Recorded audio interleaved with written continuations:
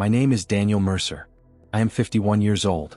And on the morning of November 3, 2025, while serving my country, 600 feet beneath the Atlantic Ocean, I died. I didn't die slowly. I didn't die surrounded by doctors. I didn't die holding a hand or saying goodbye. I died in a steel corridor no wider than a hallway, deep inside a nuclear submarine, breathing air that had already been breathed 1,000 times before me.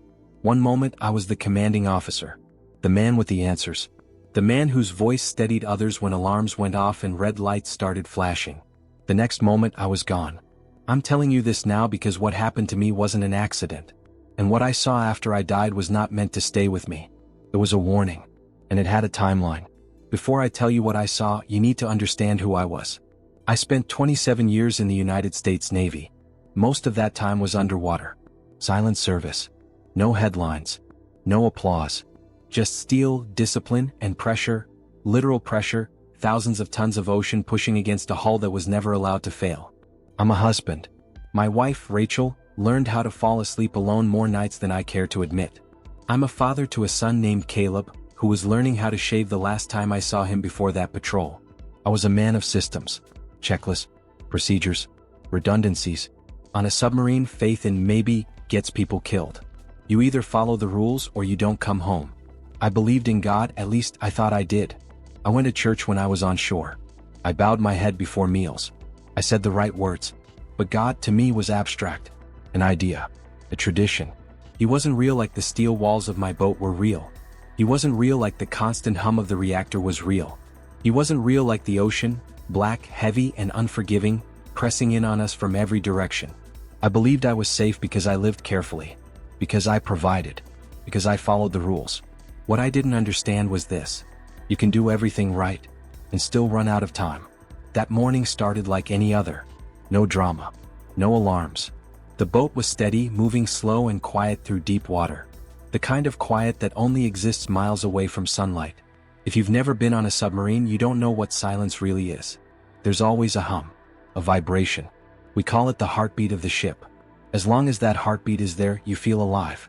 I was walking an inspection near the aft compartments, reviewing an electrical panel that had been reporting intermittent fluctuations. Nothing serious. Routine maintenance. The kind of thing you fix without thinking about it. I remember checking the readout. I remember reaching for my tool. I remember thinking, I should call Rachel when we surface. I've been putting it off. That was my last thought. There was a sound, sharp and violent, like a whip cracking inches from my face. Then came the light. Not a spark. Not a flash. It was as if the air itself exploded. 440 volts of direct current slammed into my chest. It felt like being hit from the inside out. Like my heart was grabbed, crushed, and frozen all at once. I didn't have time to panic. I didn't have time to pray. My body simply shut down. I collapsed. But here's the part that still keeps me awake at night. I never felt myself hit the floor. There was no pain. No fading. No tunnel. The heartbeat of the ship stopped. And when it did, the world changed. Silence on a submarine is louder than any explosion. When that hum disappears, it feels like existence itself has been unplugged. I stood up. I looked at my hands. They looked normal. I looked at the panel. No sparks. No smoke. Then I looked down.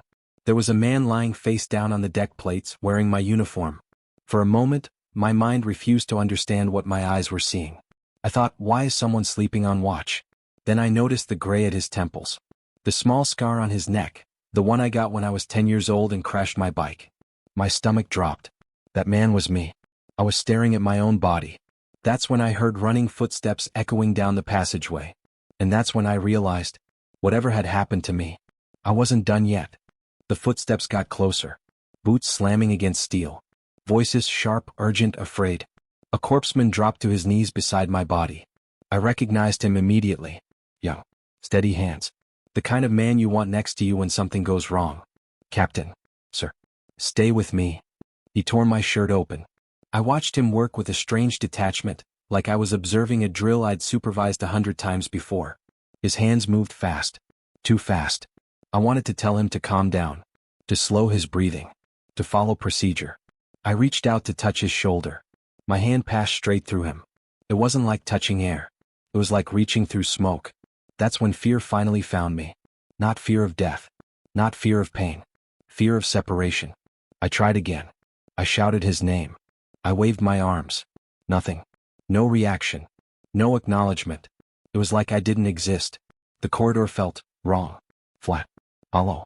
As if reality itself had lost its weight. Then I began to drift. I didn't walk. I didn't float the way astronauts do in movies. I was pulled, gently but firmly, upward. I passed through the ceiling as if the steel wasn't there. Through cables. Pipes. Bulkheads. I felt no resistance at all. A lifetime of training told me this was impossible. Physics does not bend because you're confused. And yet here I was. I moved through the outer hull of the submarine and suddenly I was outside, suspended in the deep ocean. But it wasn't cold. And it wasn't dark. I could see the submarine below me, long, gray, and silent. A machine I had trusted with my life for decades, now just an object drifting in black water. I looked up. The ocean above me began to tear. That's the only word that fits. The darkness split open like fabric being ripped from top to bottom. And behind it was not water. Not sky. It was light. Solid light. Before I tell you what was on the other side, I need to be honest about something. I was not a spiritual man. I respected faith. I admired it in others. But I didn't need it. I believed responsibility was enough. That being a good husband, a good father, a good officer was the same thing as being right with God. I thought prayer was a ritual, something polite people did. Not a lifeline. I thought love was proven by provision. By showing up. By paying the bills. By keeping everyone safe. I thought I was awake. But the truth is I had been sleepwalking for years. I had trained my body for war but not my soul. I had guarded my boat, my crew, my country, but not my heart. I watched the horizon every day. But it wasn't the right one. As the darkness tore wider, I felt something I had never felt in my life. Not fear. Gravity. Not physical gravity, something deeper. A weight that pulled on who I was, not where I was. The light grew brighter, warmer, stronger. It didn't blind me. It revealed me. And for the first time, every excuse I had ever made fell apart. I realized something terrifying. If I had stayed dead. If this moment had been the end. I was not ready.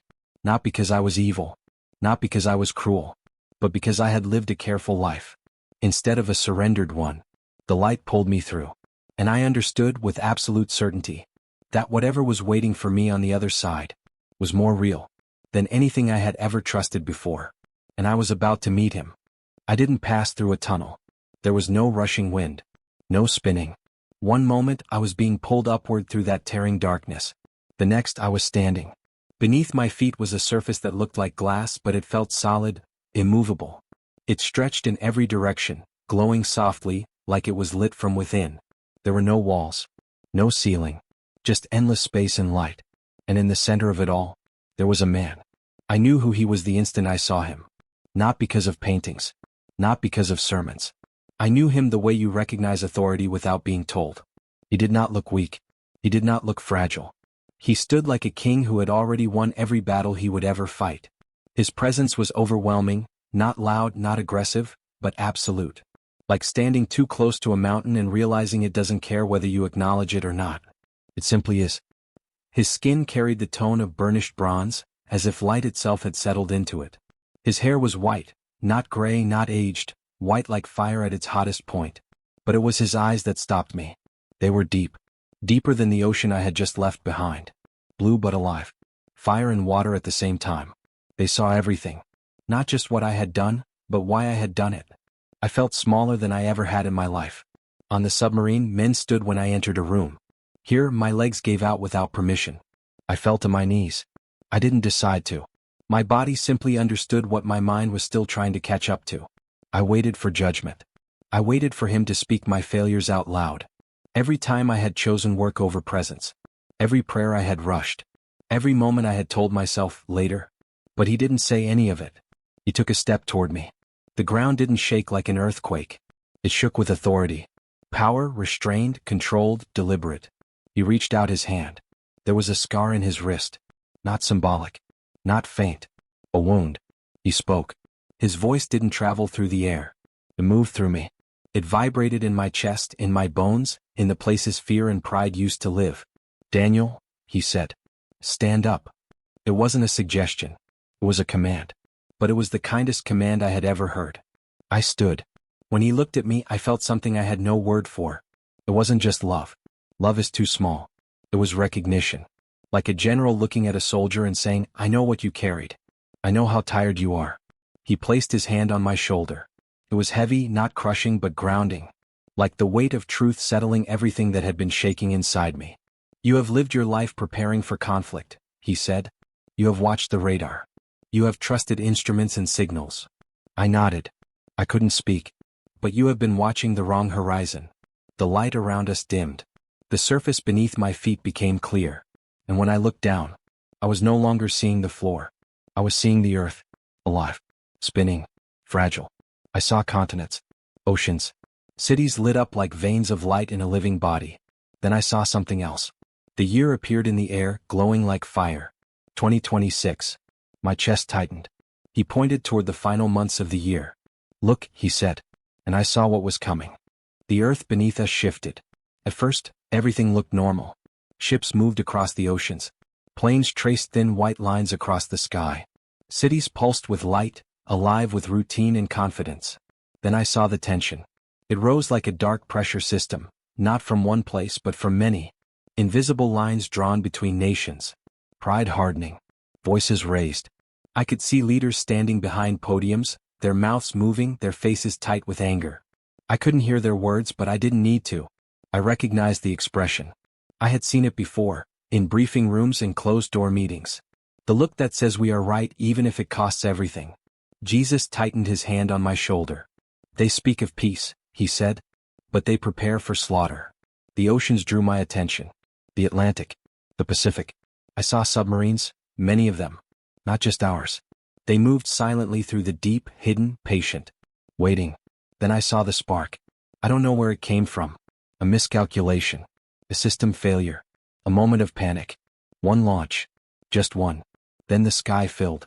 They looked like shooting stars, beautiful, almost, arcing upward before turning back toward the earth. Dozens. Then hundreds. I watched them fall. Cities vanished in white flashes. Not explosions like in movies, no roaring fireballs. Just light. Silent. Final. I saw the power grids collapse instantly. The lights of entire regions went dark at once, like someone had reached down and switched off the world. The northern hemisphere disappeared into blackness. I felt a wave of terror tear through me. My family, I cried. My wife, my son, they're down there. I grabbed his arm, desperate. Please. Stop this. You can't let this happen. Jesus looked at me. There were tears in his eyes. He wasn't sending the missiles. We are, he said quietly. This is the fruit of man's pride. When they remove me from their councils, this is what remains. The vision changed. The bombs were no longer falling. The aftermath was worse. I saw cities in chaos. People running, not toward each other but away. Neighbors breaking into homes. Friends turning violent over food and water. The darkness inside people frightened me more than the fire ever had. Jesus gestured toward the scene. The fire destroys buildings, he said. But fear destroys souls. He turned me to face him. This does not have to be the end for everyone, he said. But the time is short. The year appeared again. 2026. It pulsed. The end of this year is a turning point, he said. If my people do not wake up, the sword will fall. I collapsed at his feet. What can we do? I asked. Is it too late? He placed his hand on my head. Prayer changes timelines, he said. But my people have stopped praying. The vision shifted again. I saw churches. They were full. But the people were distracted, scrolling, arguing, asleep. Their bodies present. Their hearts elsewhere. They are asleep on the watch, he said. Just as you were. The words cut deeper than fear ever could. I had been good. But I had not been awake. I had protected my home, but not my family's souls. I had worked hard, but loved shallowly. I had believed in God, but not relied on him. I looked back at the earth. Broken. Beautiful. Fragile. I don't want to go back, I whispered. Let me stay. His smile was gentle and sad. A soldier does not leave his post before the watch is over, he said. Yours is not over, Daniel. He pointed back toward the dark ocean. You must go back, he said. You must tell them. Tell them the storm is coming. I shook my head. They won't believe me, I said. I'm not a pastor. I'm not a prophet. I'm just a sailor. They'll say I imagined it. They'll say it was my brain dying. Jesus looked at me, not with anger, not with disappointment, but with resolve. It does not matter what they believe, he said. It matters that they are warned. He stepped closer. The light around us dimmed even further, until the only thing I could see clearly was his face. Tell them to prepare their hearts, he said. Tell them to forgive while there is still time. Tell them to love while love still costs something. He leaned in and his voice lowered, not in volume but in intimacy. Tell them to store oil for their lamps, he said. Because when the night comes, no one will have time to go looking for it. I felt a tightness in my chest. What about fear? I asked. People are already afraid. He placed his hand over my heart. Tell them not to fear the fire, he said, but to fear living without me. Then he said the words that changed everything. I am coming. Not as a threat. As a fact. The light beneath my feet gave way. I felt myself falling. Not drifting. Not floating. Falling. I tore through layers of darkness and light, through stars, through cold, crushing water. Then, bang. White-hot, searing pain exploded in my chest. My body arched violently. Air rushed into my lungs like fire. I heard shouting. He's back. He's breathing. Get oxygen, now. My eyes flew open. The lights were blinding. The smell of ozone and sweat burned my nose. I was on the deck plates of the submarine. My shirt was ripped open. Hands were pressing against my chest. The corpseman stared at me like he was looking at a ghost. Sir, he whispered. Can you hear me? My throat felt like sandpaper. Water, I croaked. Someone lifted my head. A canteen touched my lips. I drank like a man who had never tasted it before. I looked at the clock on the bulkhead. How long? I asked. The corpseman swallowed hard. 8 minutes, Captain, he said. Your heart stopped for 8 minutes. We stopped CPR 2 minutes ago. 8 minutes. I had been dead. They helped me sit up in the sick bay. My hand was wrapped in gauze, third-degree burns across my fingers. But I barely noticed. Inside I was shaking. I could still see the earth, the missiles, the darkness. I looked at my crew. These were strong men, trained men, men who didn't scare easily. But I didn't see sailors anymore. I saw souls, and I realized something that broke me. If the world ended that day, none of us were ready. I started to cry. A grown man, a naval captain, crying uncontrollably on a steel bench.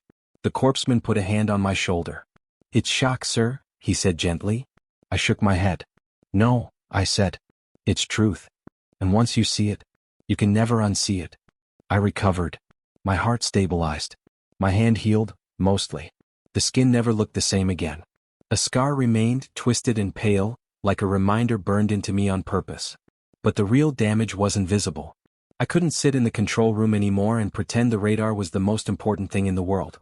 I couldn't listen to threat assessments and contingency plans without seeing what I had already been shown. 3 months later, I retired from the Navy. Not because I was afraid. Because I was awake. I went home. I held my wife, Rachel, longer than I ever had before. Not out of habit. Out of urgency. I hugged my son until he laughed and told me to loosen up. That night we prayed. Not the polite prayers I had grown up with. Not the rushed words before dinner. We got on our knees. And for the first time in my life, I didn't talk at God. I listened. Something changed in our home. Peace. Not the absence of problems but the presence of something stronger than them. We forgave old wounds. We said the things we had been postponing. We stopped assuming we had time. Because I knew we didn't. I'm telling you this now because I was ordered to. A soldier does not leave his post before the watch is over. This is my post. Talking to you. I saw the end of 2026. I saw the danger. But I also saw something more powerful than fear. When I watched the world burn, I was terrified. When I looked at Jesus, I wasn't. The world is shaking. You can feel it. The tension. The division. The noise. We argue about politics. We fight online. We distract ourselves with everything except the one thing that matters. That is not an accident. The enemy wants you distracted. Busy. Angry. Divided. Looking everywhere, except up. But Jesus is real. He is more solid than the ground beneath your feet. More powerful than any weapon ever built. More present than you realize right now. If you are hearing this, you still have time. Get your house in order. Forgive the people you've been holding hostage in your heart. Tell your family you love them, and mean it. Stop waiting for someday. Someday is not promised. Today is. My name is Daniel Mercer. I died beneath the ocean. I came back with a message. The storm is coming. But the captain. is already here.